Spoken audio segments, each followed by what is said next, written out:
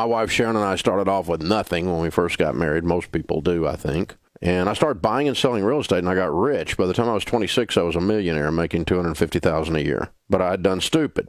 I borrowed too much money. Bank got sold to another bank, and some guy in another city looked down and said, there's a kid 26 years old, owes us millions of dollars.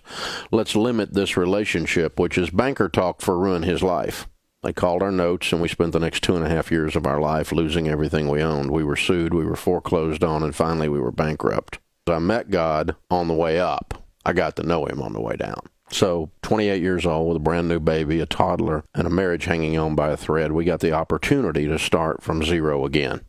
So we learned how to handle money. And we learned that money really is fairly simple. It's just hard to do. There's only about 4 or 5 things you got to do to win. You have to live on less than you make.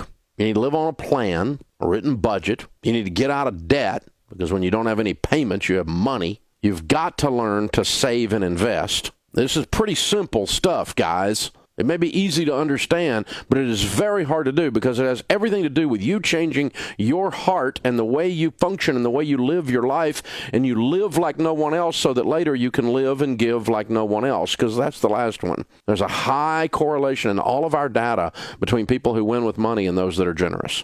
Generosity is a key element in people who end up winning with money.